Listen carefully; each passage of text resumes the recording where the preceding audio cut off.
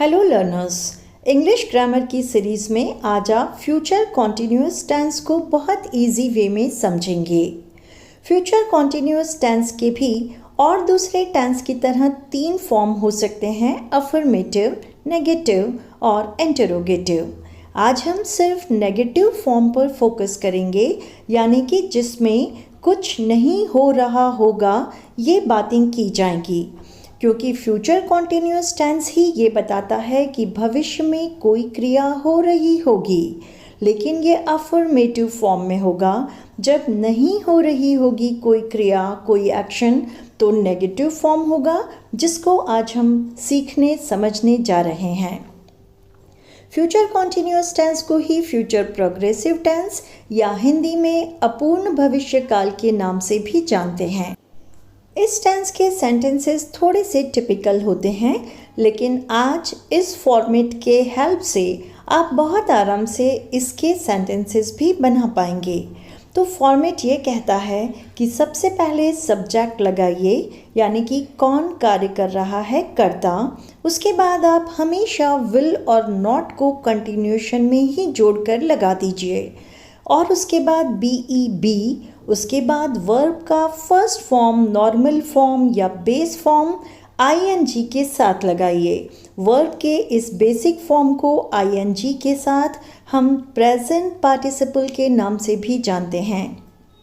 तो फॉर्मेट हो गया subject plus will not plus be plus V I N G. इसके बाद अगर सेंटेंस लंबा है तो ज़रूरत के अकॉर्डिंग आप कितना भी आगे ऑब्जेक्ट जोड़ सकते हैं, लेकिन मेन सेंटेंस इसी स्केलेटन पर बेस्ड होगा। तो आइए इस वाले ही फॉर्मेट के ज़रिए कुछ एग्जाम्पल्स देखते हैं, जिससे आपको क्लियर हो जाए कि कैसे इस फॉर्मेट में वर्ड्स को फिट करके सेंटेंसेस बनाने हैं। यहाँ पर हर एग्जाम्पल के साथ ऊपर फॉर्मेट आपको साथ में दिखेगा, ताकि आप उस फॉर्मेट में किस तरह से अलग अलग सेंटेंस के पार्ट्स को फिट किया है वो आराम से देखते जाएं। जैसे सबसे पहले अगर हमें कहना है कि मेरी गर्लफ्रेंड मेरे मैसेजेस नहीं पढ़ रही होगी, तो मेरी गर्लफ्रेंड हो गया एज सब्जेक्ट, विल नॉट आ गया क्योंकि नहीं पढ़ रही होगी बी के साथ, और पढ़ने के लिए रीड में आईएनजी लग गया तो हो गया my girlfriend will not be reading my messages. यहीं आपको एक और बात जान लेनी चाहिए कि विल नॉट को बहुत आराम से आप वोंट यूज़ कर सकते हैं। तो अगर वोंट को यूज़ कर रहा है तो भी उसका मीनिंग विल नॉट है, तो ज़्यादा अच्छा है कि शॉर्ट में वोंट यूज़ करें। तो अब ऐसे भी कह सकते हैं my girlfriend won't be reading my messages. मैं आज रात जल्दी सोने नहीं जा रही होंगी। I won't be going to bed early tonight. I won't be, will not की जगह वोंट बी हो गया, so I won't be going to bed early tonight. वह अपने काम के दौरान नहीं सो रहा होगा। He won't be sleeping during his work. He won't be sleeping या he will not be sleeping main skeleton हो गया जो इस फॉर्मेट पर बेस्ड है, और during his work यहाँ ऑब्जेक्ट हो गया। He won't be sleeping during his work. वो आज 11 बजे से पहले दुकान नहीं खोल रहे होंगे।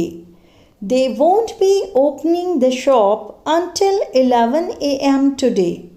They won't be opening skeleton पर based है, the shop until 11 a.m. today is object here. They won't be opening the shop until 11 a.m. today. एक और एग्जाम्पल देखिए, वह आज पार्टी के लिए हरे रंग की ड्रेस नहीं पहन रही होगी। She won't be wearing green colored dress today for the party. She won't be wearing green colored dress today for the party. तो इस तरह आज हमने एग्जाम्पल्स देखे फ्यूचर कॉन्टिन्यूअस टेंस के नेगेटिव फॉर्म के। बहुत जल्द फ्यूचर कॉन्टिन्यूअस टेंस के इंटरोगेटिव फॉर्म के साथ आपसे फिर मुलाकात होगी। तब तक के लिए चैनल को सब्सक्राइब करके बाकी के वीडियोस को ज़रूर देखें। Thanks for watching.